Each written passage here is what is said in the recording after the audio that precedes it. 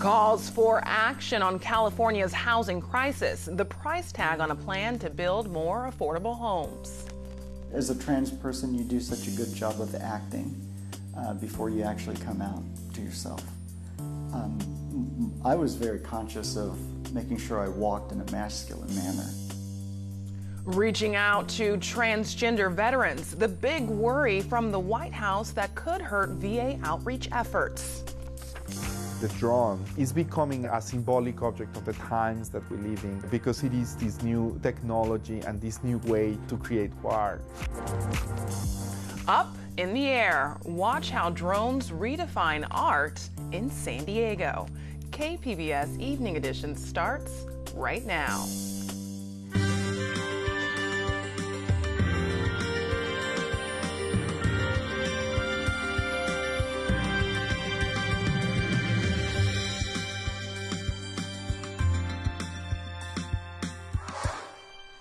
Good evening, and thanks for joining us. I'm Ebony Monet. The California Supreme Court has upheld a voter-approved measure to speed up the death penalty, but at the same time, it weakened a major provision of Prop 66. The provision would have limited appeals to a 5-year time frame, but the court says that 5-year limit is advisory, not mandatory. Currently, there are about 750 inmates on death row. Some of them have been there for more than 30 years. 380 death penalty appeals are pending. It is a tremendous expense as far as the number of appeals that they get, which we have reduced with this initiative. And it is an expense in terms of the length of time that they have to stay on death row. It is expensive to keep prisoners. It gets more expensive as they get older with the very high medical care costs. And a lot of this expense is just unnecessary. There hasn't been an execution in California since 2006 due to legal challenges over lethal injections. Housing advocates are demanding action on California's housing crisis. They rallied at the state capitol today with the state treasurer. They say the lack of housing is reaching a crisis point, and it will take a lot of money to turn it around. They're backing legislation aimed at creating hundreds of thousands of new affordable housing units. Today, we are calling on the governor and legislature to go even further, to think big and act boldly by passing a housing bond measure of $6 to $9 billion. That is what is needed to kickstart construction and to begin to build our way out of this crisis that now has become a statewide catastrophe. The measure also wants to streamline the building of new homes, like helping developers get around environmental regulations. The future of transgender troops remains unclear. It's been in question ever since President Trump tweeted they will no longer be allowed to serve. Now, transgender veterans are wondering how the president's pronouncement will impact the ongoing efforts to increase access to the VA. KPBS military reporter Steve Walsh has the story. Kristen Dancer is a Navy veteran who served as a corpsman in Fallujah in 2006. With the help of VA doctors, Dancer transitioned to being a woman in 2016. I asked her to choose a place that illustrates her new life. She picked a makeup store that she goes to more than once a week. So has makeup become kind of a big part of your life? It has for me, just because it really helps. The whole art of makeup is to help accentuate what you already have, to take your inner beauty and just accentuate it on the outside. She gets her medical care at the VA hospital in La Jolla. The VA doesn't offer transition surgery, but it does provide services like hormone therapy, counseling, and speech pathology. They help feminize our voice, to help put us in a better tone or in a better range and a better pitch. We talked to transgender veterans about their experience with the VA after President Trump's tweets that they wouldn't be allowed to serve in the military. This was before some of the early details emerged about the actual policy. Like other veterans who made their transition after they served, Dancer fears President Trump's threat to ban transgender service members could change the climate at the VA. I don't know if that means that, based on his tweets, whether we're all going to get kicked to the curb and we have no place in the VA or in any type of military services. The VA created an LGBT health program in 2012. A 13-page national directive outlines how transgender vets should be treated. The VA requires each hospital system in the country to have an LGBT coordinator.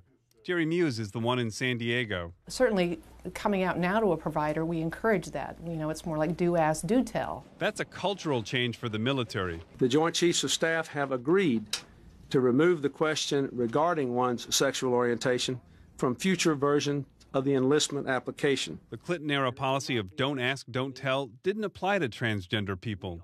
Even after gay and lesbian troops were allowed to serve openly in 2011, it was another 5 years before transgender service members could do the same. Muse says there are medical reasons to engage with patients about their sexual identity. Because remember, a transgender woman may still need a prostate exam, and a transgender man may need breast screening and gynecological exams. The Pentagon was in the middle of coming up with a long-term policy for transgender service members when President Trump tweeted in July, "The United States government will not accept nor allow transgender individuals to serve in any capacity." The military and the VA say they won't change policy without specific direction from the White House. But the Transgender American Veterans Association is worried. Board member Xander Kegg wonders whether troops will be discharged immediately. Like, it could be that hundreds of people find themselves administratively separated from the military, and they're just thrust into this new civilian life. Kegg says that could create a sudden influx of new patients at the VA, which could impact care throughout the system, because transgender vets mostly require the same services as other patients. A report by the Williams Institute at UCLA estimates there are 15,000 transgender troops on active duty and in the reserves, and another 134,000 veterans. Defense Secretary James Mattis questions those figures. The truth is, no one has an exact count of how many transgender people have been in the U.S. military. Most hid that part of themselves while they served. As a trans person, you do such a good job of acting before you actually come out to yourself. I was very conscious of making sure I walked in a masculine manner. Veronica Zur initially joined the service in 1976. As a retired officer, she was asked to return to duty during the Iraq War. She wanted to serve, but by that time she had transitioned to being a woman. I couldn't, because that was still in the era of don't ask, don't tell. And let alone addressing any transgender concerns, I very easily could have lost my military retirement. There was a time when LGBT troops were given less than honorable discharges, making them ineligible for most VA benefits. With so many unanswered questions, Zur and other transgender vets worry they may face the kind of dilemma that they thought was a thing of the past. Steve Walsh, KPBS News. Leaders of the Salk Institute were told last year they had a long-standing problem with gender bias on their hands. Newly leaked internal reports reveal concerns were raised long before 3 female professors filed gender discrimination lawsuits. KPBS science reporter David Wagner has more. In recent years, Salk leaders hired nearly 4 men for every 1 woman they brought onto the faculty. That's according to a 2016 internal report published Wednesday by Science magazine. Internal documents also said that compared to their male peers, senior women faculty members raised more than double the amount of federal funding per each member of their labs. Catherine Jones, one of the professors now suing the institute, says from her perspective, Salk leaders have not seriously tried to implement the recommendations outlined in the 2016 report. It's a pervasive problem that from the inside, as you see it at every different level that the Institute operates with. The lawsuits allege that Salk gives men more resources while letting female-run labs scrape by with smaller staffs and less support from private donations. Salk officials emailed KPBS a statement saying they dispute many of the findings in these reports, which they describe as drafts prepared in large part by professors now suing the Institute. David Wagner, KPBS News. UC San Diego is launching a new effort aimed at getting more students to consider a career in mental health. KPBS health reporter Kenny Goldberg says the program will give psychology majors a unique experience. The new program will let psychology majors do a clinical rotation through the School of Medicine.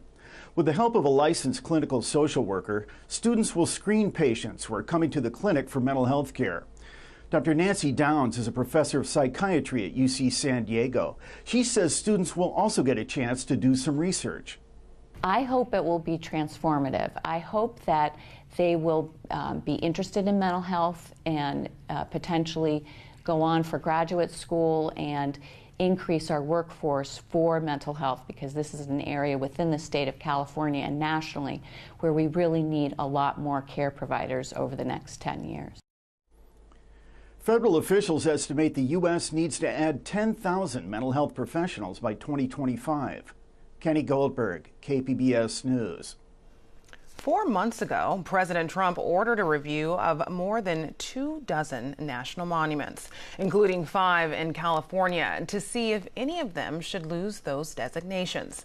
Today, Interior Secretary Ryan Zinke said he's recommending to keep all the monuments, but says he will call for boundary changes at some and is leaving open the possibility of drilling or mining on the sites. Californians may have voted to decriminalize marijuana, but San Diego leaders are ready to roll out new regulations.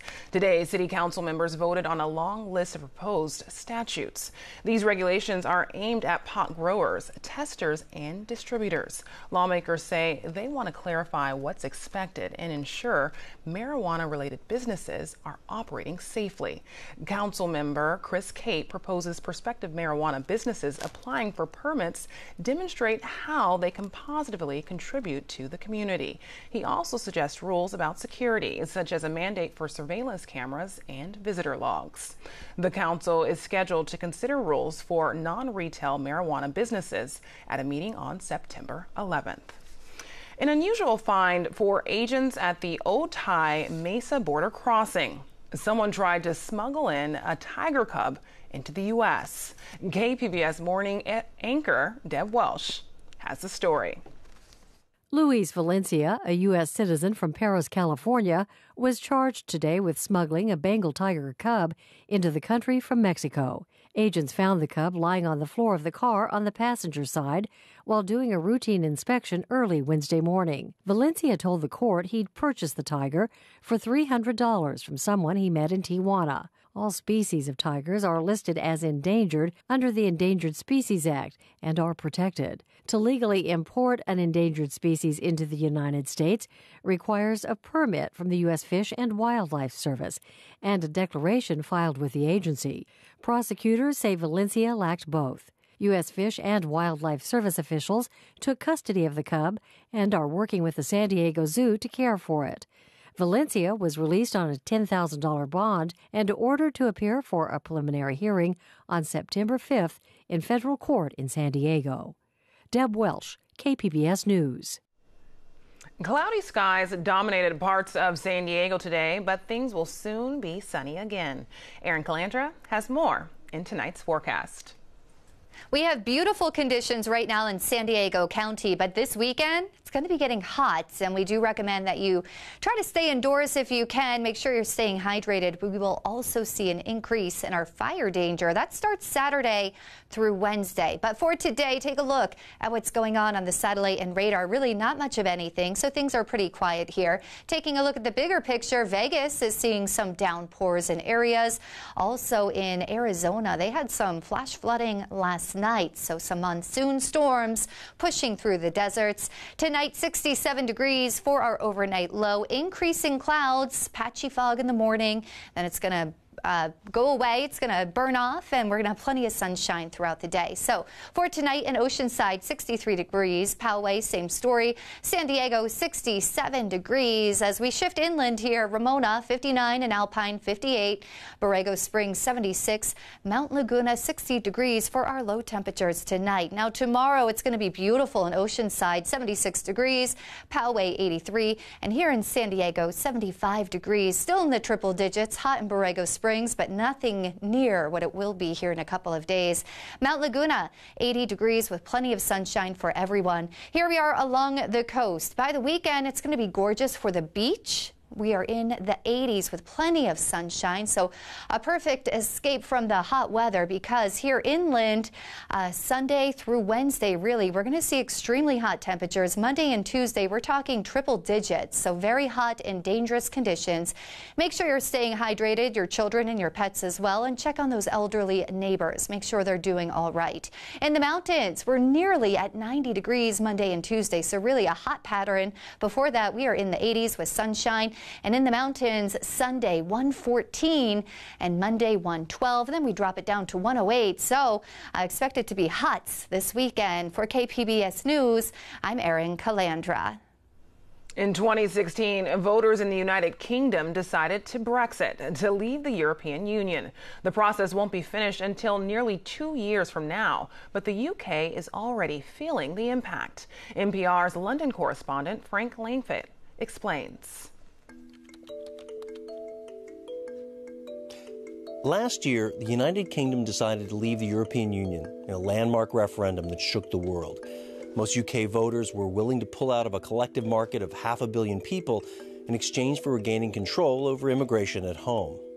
The UK isn't scheduled to leave the EU until 2019, but already there are signs the country's paying an economic price. The value of the pound has been markedly down since the vote to leave in 2016. That's great for foreign tourists who can enjoy cheaper vacations in London, but has made Brits noticeably poor in terms of purchasing power. As the UK must now pay more for imports, inflation is naturally rising. During its decades inside the EU, the United Kingdom has been a magnet for European workers of all sorts, but some foreigners are now having second thoughts. For instance, farms in the county of Kent rely on Eastern Europeans to pick apples, but some workers are now staying in continental Europe. They'd rather be paid in more valuable euro than cheaper pounds. Also, British universities openly worry that Brexit will cut off access to many European students as well as professors. And, given the uncertainty around the terms of leaving the EU, foreign investors are reluctant to pour more money into the UK. I recently interviewed the dean of a Shanghai business school who was visiting London. He said Brexit would have a, quote, huge negative impact, as people in the UK are beginning to find turning away from the world can come at a cost. I'm Judy Woodruff on the next News Hour. Paul Salmon continues his look at how retail is rebooting after the boom in online shopping. That's Thursday on the PBS News Hour. Military drones have become muses for artists. In tonight's KCET report, drones help art fans explore the different landscapes of San Diego's military-industrial complex.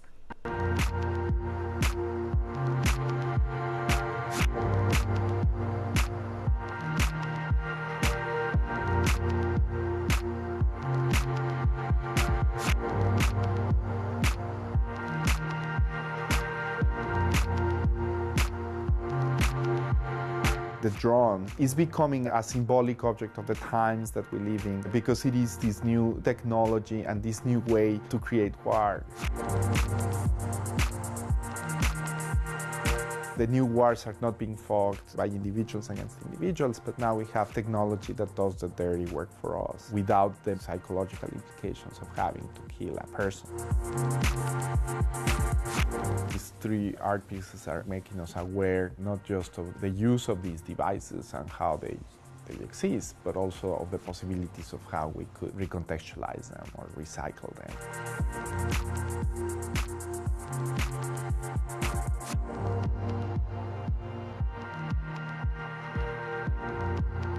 The Drone Box project, or Drone Ready Made as it's known, is essentially our first collaborative project. James likes to surf Craigslist for odd materials, and we were sitting at home one night and he's like, I need $300. I found this drone box. I've got to have it. This very complicated and complex shell or encasement system was just showing up as a piece of junk. I think for me, it wasn't so much the question of what it would become, just that it would be reused. Once we got it up on the casters, we started to realize it is a two-person camper shell. So we stripped it down, outfitted the inside with two simple subfloors, carpeted, built interior seating, a little electrical, two fans to make it breathable, and simple lighting. that could run on a generator. You can start to see how it's been outfitted as a sort of functional or livable space. And it's actually a pretty ergonomic space. It's actually really cozy.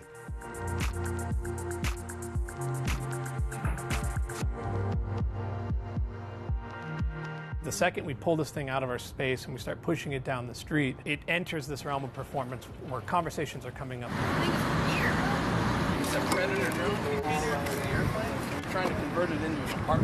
When people find out what the drone box is, they're terrified of it, and they think of this massive 27-foot-long killing machine. They wonder immediately why it was discarded or why you have it. It seems like too much to just be trash. It's too significant of a manufactured object to just be left alone. We've used it as a teaching tool to engage in conversations and to try to include people in the project and the greater aspirations that we have for educational programming.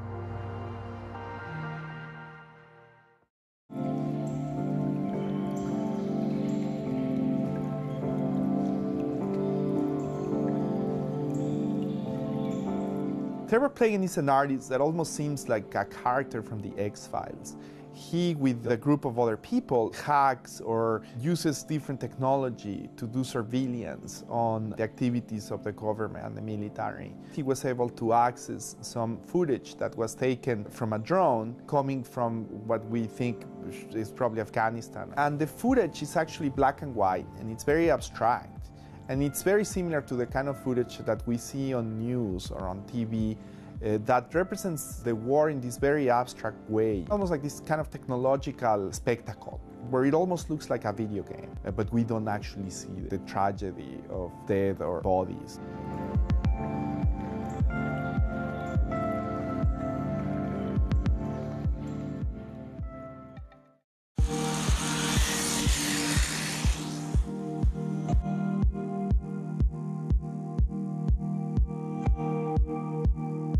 Alex Rivera is a filmmaker who has done science fiction movies that deal with the border, with migration, with new technology. Here in the U.S., the first conversations about using drones here at home were held by anti-immigrant vigilantes. These border vigilantes said, if the government doesn't put drones on the border, we will. And so they filmed the borderlands from this remote control airplane. And the vigilantes were able to say to the press, we have more technology on the border than the government does. These vigilantes were able to do almost an act of performance art and shame the government into putting these $15 million flying robots into the skies over the border. So in 2005, my collaborator Angel Nevarez and I were thinking about how to make a drone that would be the opposite of that vigilante drone. And we came up with this concept that we called the low drone. Their drone is about surveillance, paranoia, nationalism. Our drone would be about erasing the border, about crossing, and about the borderlands as a place of exchange and contact. Instead of it being invisible, let's make it very visible. And then we started to think about Latino aesthetics, and we're attracted to the look of lowriders because lowriders hop, and our drone is essentially hopping over the border.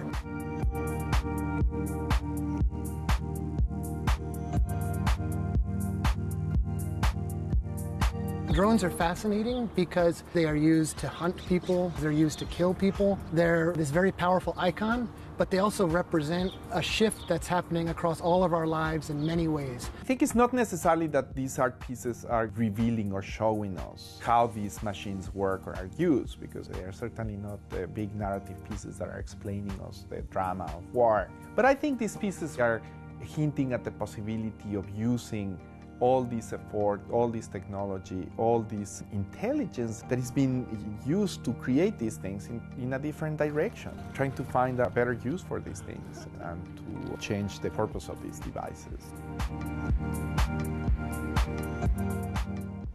That story was from Artbound, a production of KCET in Los Angeles. Today, 30 lucky students went on a shopping spree at Target. It's part of a True Blue Buddies program where police officers mentor young students. A group of kids from Dewey Elementary School received $100 to buy anything from clothes to school supplies. Some students say this experience changed their perspective of law enforcement leaders. They always do the right thing, and like they're responsible. So, and like they're kind. So that's what I think about officers. The officer's student mentorship lasts for 1 year. Now here's a look at what we're working on for tomorrow in the KPBS newsroom. On Morning Edition, bracing for rallies from the extreme right in the Bay Area, what people are expecting in San Francisco and Berkeley. And on Midday Edition, California may be the first in the nation requiring training about gender identity, gender expression, and sexual orientation. That's tomorrow on KPBS Radio. You can find tonight's stories on our website, kpbs.org/evening edition. Thanks for joining us. Have a great night.